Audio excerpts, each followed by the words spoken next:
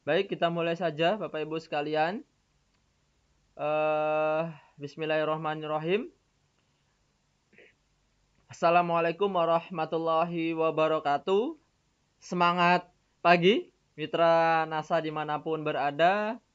Mudah-mudahan rekan-rekan sekalian masih diberikan kesehatan, kenikmatan, dan kesempatan yang luar biasa sehingga masih bisa menjalankan segala bentuk aktivitas dengan sebaik-baiknya dan semaksimal mungkin, terutama menjalankan bisnis NASA ini mudah-mudahan makin bisa memberikan manfaat kepada orang-orang di sekitar teman-teman. Baik itu dari pertanian, peternakan, kesehatan, dan lain sebagainya kita ada semua. Sampai peralatan rumah tangga pun silahkan nanti bisa digunakan sendiri ataupun disampaikan, dipasarkan ke teman-teman sekalian. Dan untuk kesempatan pagi hari ini kita akan bahas dulu terkait dengan budidaya ayam potong. Nah, ini kami sampaikan di informasi pagi hari ini bahwasannya memang sebentar saya cek dulu apa sudah ganti atau belum ya. Nah, ini kami sampaikan bahwa di sini ada kurva yang namanya konsumsi dari beberapa negara yang berkaitan dengan konsumsi dari daging atau ayam pedaging unggas. Nah, ini namanya chicken consumption in several countries. Jadi beberapa negara perbandingan dari konsumsi daging ayam. Nah, ini menarik karena ternyata, nah ini kita bisa lihat dari kiri ke kanan. Kiri itu adalah konsumsi ayamnya, kilogram per tahun per orang.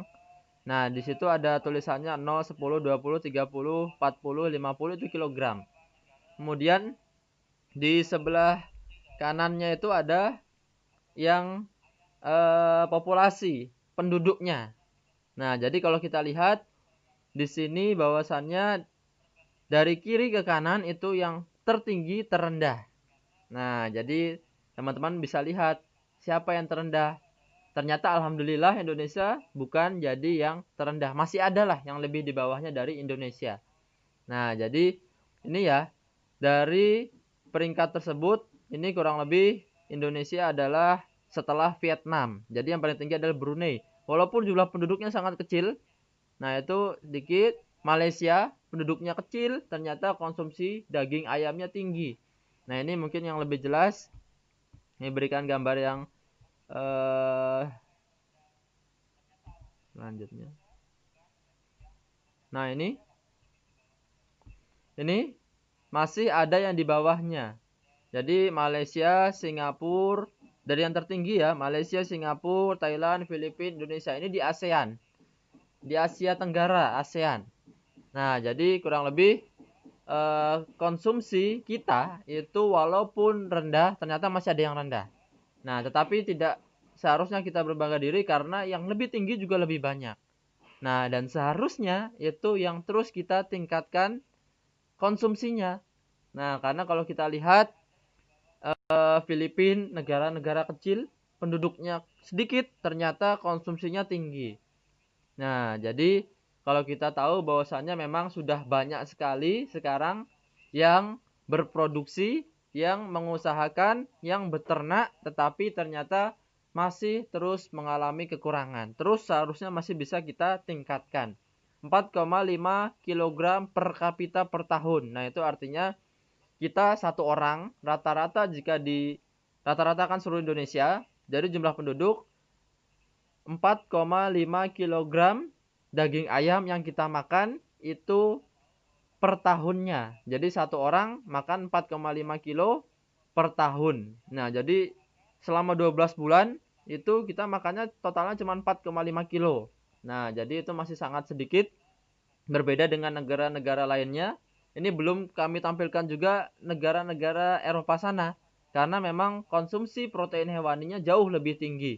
Nah, karena rata-rata dari perkembangan, rata-rata dari negara-negara maju itu yang diupayakan, yang menjadi bahan pokoknya adalah yang kualitasnya terbaik. Nah, ini jadi ini merupakan salah satu tantangan juga bagi teman-teman, bagi kita semuanya bahwa ternyata konsumsi kita itu masih sangat rendah. Nah, jadi bukan berarti kita tidak mampu, tetapi apa yang membuat hal tersebut ternyata masih perlu, masih bisa kita tingkatkan. Nah, ini merupakan tips salah satu maupun penyampaian kita di awal pengantar dari pertemuan pada pagi hari ini. Nah, jadi saya akan menyampaikan yang berkaitan dengan pengantar atau awalan dari ayam pedaging atau ayam broiler yang teman-teman kenal biasanya dengan ayam broiler. Nah, ini rahasia sukses ternak ayam potong, ayam broiler. Nah, ini saya berikan ilustrasi gambar juga. Bahwasanya memang yang paling penting dari kita mengusahakan peternakan ayam itu adalah mempunyai rasa cinta dan kasih sayang. Nah, jadi ternyata bukan cuma terhadap pasangan, bukan hanya terhadap anak, tetapi kita harus juga memiliki rasa cinta dan kasih sayang terhadap hewan ternak kita, khususnya ayam. Nah, mengapa demikian? Karena memang ini ilmiahnya itu dari ayam potong itu merupakan hasil yang terakhir atau biasa kita bilang finisher, hasil akhir atau finisher. Jadi bukan hasil yang utama, bukan yang kuat, tetapi adalah yang lemah, yang betul-betul finish, yang terakhir, udah siap untuk dikonsumsi. Nah, sebagai gambaran bahwa yang ada beredar sekarang di pasaran, ayam potong, ayam pedaging yang dalam waktu singkat dapat dipanen tersebut itu merupakan hasil dari persilangan yang sudah dilakukan berkali-kali sehingga mendapatkan hasil yang sudah finish tersebut. Dari mana? Nah, kalau kita runut ada yang namanya pure line atau orang tuanya. Pure line ini yang pertama kali yang memiliki genetik yang sangat bagus, yang besar, yang kuat. Nah, di Indonesia belum ada, itu masih ada di luar negeri. Kemudian dari pure line, dari induknya tadi, dia punya anak yang namanya grandparent stock. Nah, jadi anaknya yang unggul tadi ternyata punya yang namanya anak lagi yang namanya grandparent stock. Nah, kemudian dari grandparent stock itu punya anak lagi sehingga ini menjadi cucunya dari pure line tadi. Nah, namanya adalah parent stock. Nah, jadi dari urutannya ada pure yang murni, ada yang anaknya namanya grandparent stock, anaknya lagi ada yang namanya parent stock, kemudian ada lagi anak yang terakhir.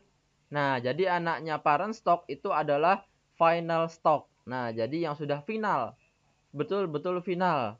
Jadi sudah disiapkan hanya untuk menghasilkan daging, hanya untuk tujuannya dipotong.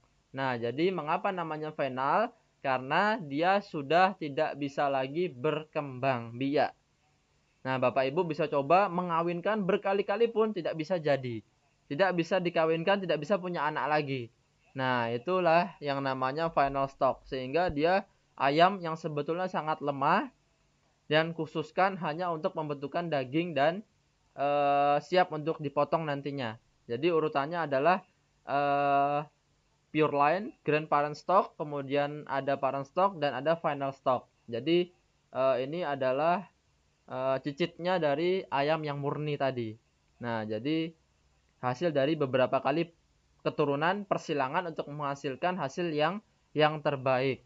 Nah, mengapa demikian? Nah, ini saya berikan gambaran hasil dari beberapa yang sudah dilakukan di seluruh dunia sehingga menghasilkan ayam yang terbaik. Nah, ini kita dulu mengenal, nah ini tahun 1950, mengenal bahwa yang namanya ayam itu dipanen kurang lebih sekitar 3 bulan. Nah, itu paling cepat. Nah, ini 1950 umur panen 11 minggu. Berat badannya baru 1 kilo, 1,4. Nah, jadi terus seiring berjalannya waktu, ada yang namanya penelitian, ada yang namanya pemuliaan, perbaikan genetik, sehingga sampai dengan tahun 1990 itu sudah mengalami peningkatan waktu panen yang lebih cepat. Nah, di usia ke-7 minggu, umur 7 minggu, ternyata berat badan atau bobot badan sudah sampai di bobot yang lumayan besar, yaitu 2 kilogram. Nah, itu tahun 90 sudah menghasilkan 2 bulan, yaitu ya berarti ya 2 bulan sudah menghasilkan bobot badan yang 2 kilo. Itu luar biasa. Di awal-awal dulu sangat luar biasa sehingga kita juga sempat ada yang surplus. Nah, jadi sangat luar biasa sehingga terus mengalami yang namanya peningkatan genetiknya, pemuliaan. Terus sampai dengan tahun 2004, 2012 sampai yang terakhir ini 2015 ternyata dengan umur yang kurang lebih hanya 5 minggu atau 35 hari, bobot badan ayam sudah bisa kita capai sampai dengan bobot 2,19 kg. Nah, ini belum pakai NASA, ini masih umum di lapangan. Nah, nanti belum lagi pakai NASA. Nanti teman-teman yang merasakan sendiri manfaatnya. Nah, ternyata bukan hanya umur panen dan berat badan, tetapi juga ada yang namanya konversi pakan, efisiensi pakan atau FCR-nya. Nah, ini yang berkaitan dengan hemat atau tidaknya kita dalam menggunakan pakan ternak. Nah, FCR tersebut kalau kita lihat tahun 1950 ada yang angkanya adalah 3. Nah, angka 3 tersebut itu adalah dari 3 kg pakan yang kita berikan ke ayam kita, ternyata bisa menjadi daging 1 kg. Nah, jadi ada sekitar 2 kilo yang terbuang dari dalam tubuh ayam. Nah, jadi ini sangat tidak efisien karena banyak yang dibuang. Tidak hemat karena mengurangi 2 kg. Sampai dengan tahun 90 tadi, kita bisa terus hemat 1 kg, FCR-nya 2. Artinya 2 kg dapat menjadi 1 kg berat badan. Nah, jadi sudah hemat 1 kg. Ini sangat luar biasa. Artinya 2 kg pakan tadi sudah bisa menaikkan 1 kg bobot berat badan ayam.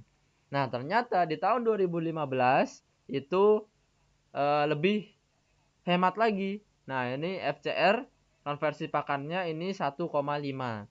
Nah, sehingga kita mampu menghemat lagi setengah kilogram. 1,5 FCR 1,53 artinya adalah 1,53 kilogram pakan yang kita berikan bisa menjadi daging kurang lebih 1 kilogram daging. Nah, jadi semakin kesini semakin teknologi semakin maju, teknologi makin banyak dimanfaatkan sehingga terus mengalami pembaruan peningkatan teknologi baik itu di ayam potong manapun. Nah, kemudian di angka kematian juga mampu ditekan. Yang tadinya kematian tinggi 8%, ternyata sekarang mampu hingga sampai 4%. Sehingga di lapangan itu angka kematian umumnya dalam kisaran 3-5%. Jadi range. Jadi 3-5%. Jadi sekarang 4%. Nah, jadi ada peningkatan-peningkatan seperti itu. Nah, tetapi memang kembali lagi ke yang tadi, antara cinta dan kasih sayang tadi.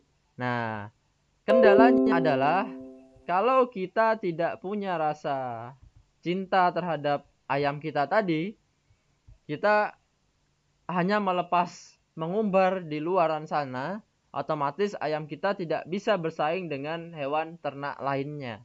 Dia sangat lemah. Bahkan ibaratnya kalau kita lepas dia nabrak tembok aja mati. Nah, jadi ini sangat berbahaya. Apalagi ditabrak sama kendaraan, tabrak motor, tabrak mobil, kelindes. Nah, itu pasti sudah mati. Bahkan keinjak manusia pun seringkali sakit, sudah ada yang patah. Nah, sehingga inilah yang mampu, yang harusnya kita kendalikan, kita jaga. Nah, kemudian karena tadi juga hasil akhir, maka dia fokus untuk berkembang biak saja. Fokus untuk bertumbuh. Nah, kemudian masuk ke laju metabolisme itu artinya pencernaannya. Nah, jadi kalau hanya fokus untuk tumbuh, sehingga dia harus terus diberi makan. Nah, untuk target yang lumayan tinggi seperti tadi, dagingnya terbentuk dari mana? Yaitu tidak lain tidak bukan dari pakan yang ada. makanan yang diproses oleh unggas, oleh ayam itu lebih cepat, jauh lebih cepat dari manusia. Yaitu diproses kurang lebih 3-4 jam saja di dalam tubuh ayam. Nah, jadi kalau kita beri pakan di jam 7, kemudian jam 11 itu rata-rata ayam sudah mengeluarkan kotorannya atau ekskreta. Kalau istilah kotoran ayam adalah ekskreta. Kenapa ekskreta? Karena sudah mencampur antara padatan dengan cairan. Nah, itu sebutannya ekskreta. Jadi tidak ada lubang yang terpisah. Beda dengan manusia, ada yang padat, ada yang cair. Beda dengan sapi, dia juga ada yang pipisnya sendiri, fesesnya pun sendiri. Nah, kalau ayam itu jadi satu, sehingga kita sebut sebagai ekskreta, campuran dari antara air dan padatan. Nah, itu hanya diproses kurang lebih 3-4 jam. Sehingga perlu makan lagi. Nah, jadi ini yang perlu kita jaga dan terus diperhatikan. Nah, kalau sapi ataupun kalau manusia itu rata-rata memang kurang lebih sekitar 6-8 jam. 6-8 jam itu yang biasa disebut dengan laju metabolismenya. Sehingga kalau kita sarapan di jam 7, kemudian baru kerasa di jam 11, di jam 12, nah itu wajar. Karena lajunya atau di dalam tubuhnya itu masih proses penghancuran pakan. Nah, sehingga kalau setiap 6 jam, 7 jam sekali, itu dilakukan atau diisi lagi dengan makanan. Nah, yang disebut dengan laju metabolisme tadi.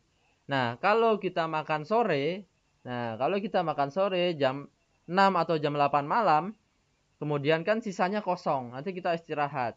Makanya kalau orang Inggris sana, itu disebut dengan breakfast. Nah, break itu artinya ya berhenti sejenak. Kalau fasting kan biasanya buka puasa, breakfast. Nah, artinya itu kembali mengkonsumsi makanan, breakfast. Nah, jadi breakfasting buka puasa. Nah, sehingga kata-kata itu merupakan dari mengisi makanan yang sudah kosong tadi. Nah, itu berbeda dengan unggas, dengan ayam. Nah, sehingga kita perlu yang namanya pemberian pakan. Nah, jadi kalau kita tidak cinta, tidak sayang, ya percuma. Nanti kita biarkan saja, tidak kita perhatikan, tentu ayam tersebut lajunya akan lambat, perutnya banyak yang kosong, dan sehingga dia produksinya akan tetap sama saja. Kemudian selanjutnya, ayam juga mempunyai sifat yang berbeda dengan ternak lainnya. Suhu tubuh tinggi, kisaran 41 derajat Celcius. Nah, sekarang kalau kita ukur suhu tubuhnya, kalau sekarang masih banyak yang menggunakan termogan itu, otomatis kalau ayam diukur itu tidak bisa masuk mana-mana.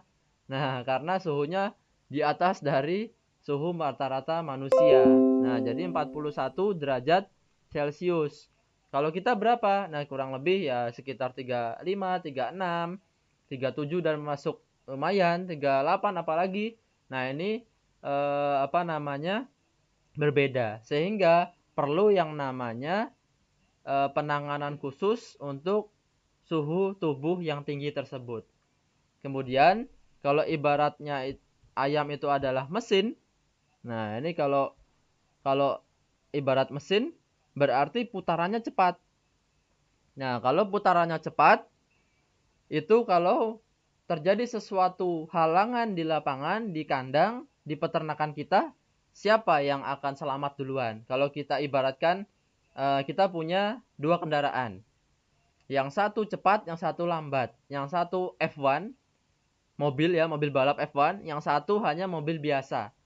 Nah, ketika dia tabrakan atau kecelakaan, siapa yang selamat? Nah, otomatis yang lambat. Nah, sehingga kita sangat hati-hati dengan manajemen pemeliharaan dari ayam potong atau ayam broiler. Karena memang ibarat mesin tadi, dia putarannya cepat. Nah, sehingga tadi panennya pun akan cepat. Jadi sangat berhati-hati, waspada, harus memperhatikan semuanya. Nah, kemudian selanjutnya dapat kita ibaratkan juga mengapa harus atau wajib dengan yang namanya mempunyai cinta dalam budidaya ayam broiler tadi. Nah, mengapa demikian? Karena jelas dengan kondisi seperti itu ayam benar-benar rentan. Nah, kalau ibarat kita adalah rewel. Nah, jadi kalau tidak diemong, kalau tidak diajari, tidak diberikan sentuhan kasih sayang, dia nanti mudah sekali yang namanya stres atau terganggu. Nah, jadi terganggu ini dari manapun, dari lingkungannya juga bisa sekali terjadi. Nah, sehingga kunci lainnya dalam budidaya ayam adalah ayam ini menghendaki lingkungan yang tetap konstan, tetap sama. Nah, jadi ayam ini tidak mau berubah-ubah dari suhunya, kemudian dari pakannya, waktu pakannya, dan lain sebagainya itu menghendaki lingkungan yang stabil. Tidak kemudian naik turun membuat kondisi tubuhnya itu stres. Nah, itu adalah eh, salah satu mengapa ayam butuh yang namanya cinta dan kasih sayang. Nah, karena memang ayam ini sangat rentan dan mudah sekali rewel sehingga mudah stres. Ketika stres apa? Begitu gangguan. Nah, ini protesnya ayam itu dalam bentuk penurunan produksi. Nah, nanti kita bisa lihat apakah ada ayam tidak mau makan. Kemudian apakah ada yang bobotnya tidak seragam? Apakah ada yang bahkan mati? Atau ada juga yang tidak mau minum atau hanya dia berpisah dari gerombolannya. Nah, ini dalam bentuk protes terhadap si pengendalinya. Nah, jadi mudah sekali yang namanya stres, baik itu tadi dari lingkungan, dari pakan, dari suara pun bisa. Suara kalau kita punya kandang di pinggir jalan, suara itu bisa juga membuat stres, sehingga sebaiknya memang yang kita ketahui juga bahwasannya yang namanya perkandangan itu ada zona tertentu. Sebaiknya memang jauh dari pemukiman, jauh dari pinggir jalan. Kecuali kita sudah menggunakan teknologi yang bisa mengurangi stres dari ayam tadi. Nah, begitupun dari pakan. Nah, sebaiknya kita hanya gunakan juga satu bahan pakan, tidak nanti ganti-ganti. Pagi ini jagung, sore ini bungkil kedelai, atau pagi ini sate, siangnya gudeg, atau malamnya bakso, pecel. Nah, itu nanti stres. Bukan berarti orangnya mengira butuh variasi, tetapi yang namanya ayam itu membutuhkan pakan yang sama. Sehingga jangan jangan samakan dengan orangnya. Nah, kalau pagi udah makan pecel, siang makan pecel, malam makan pecel, wah itu sayur semua, serat semua, otomatis nanti kita akan cepat ke belakang. Nah, itu jangan bandingkan dengan manusia, tetapi kalau di peternakan ayam, dia sudah punya formulasi pakan yang tepat, sehingga pemberiannya dari pagi, siang, sore, atau bahkan malam, itu kita berikan pakan yang sama. Nah, jadi jangan sampai kita membuat ternak itu stres terhadap pergantian gonta-gantinya kita memberikan pakan. Nah, itu bisa sangat berbahaya, bisa menurunkan produksinya. Nah, sehingga kalau tidak ada cinta dan kasih sayang, sebaiknya kita lebih baik tidak memilih untuk beternak ayam. Nah, jadi teman-teman dimanapun berada, ketika kita menemukan kendala tertentu di lapangan, silakan kita juga ada baiknya untuk menanyakan dari unsur-unsur yang sudah dijelaskan tersebut. Apakah kemudian ada yang terganggu atau ada kendala tertentu, nanti akan kita bantu untuk kendalikan. Nah, sehingga nanti teman-teman bisa memahami bahwasanya memang ayam tersebut tidak mau makan atau produksinya tidak bagus itu karena. Nah, jadi selain dari beberapa manajemen atau beberapa faktor yang lainnya, ternyata basic dari ayam potong atau ayam broiler adalah seperti yang ini, yaitu dia harus dipelihara dengan rasa cinta dan kasih sayang. Nah, sehingga upayakan, nah ini upayakan dalam pemberian pakan itu 3 jam. Nah, ini info bahwasanya memang jangan sampai kosong tempat makannya. Sehingga seringkali ada yang namanya peternakan yang menggunakan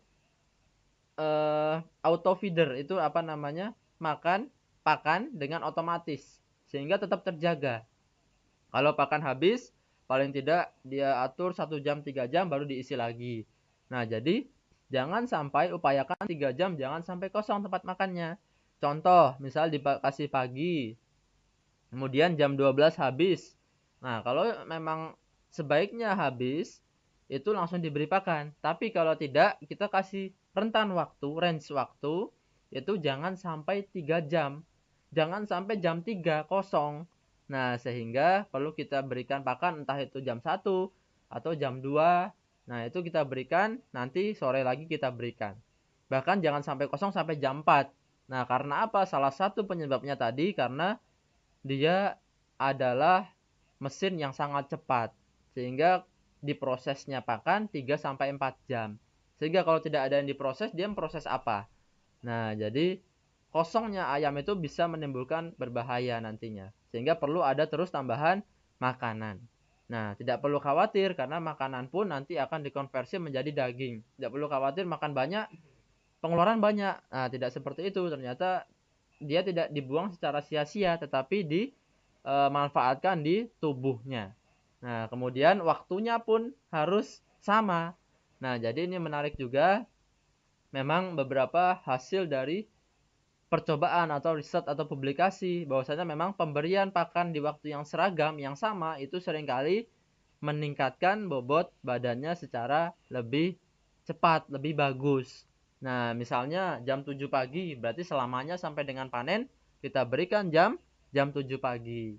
Nah, jadi konstan jam 7 pagi dan jam 3 sore misalnya. Ya, berarti kita berikan jam 7 dan jam 3 sore. Nah, jadi terus-menerus kayak gitu sampai dengan dia panen. Dan sering kali pun orang yang memberikan itu juga harus sama. Nah, jadi ini rentan atau bedanya antara ayam broiler tadi dengan ayam-ayam yang lainnya. Ayam kampung, ayam Jawa super, ayam petelur pun basicnya ada perbedaan.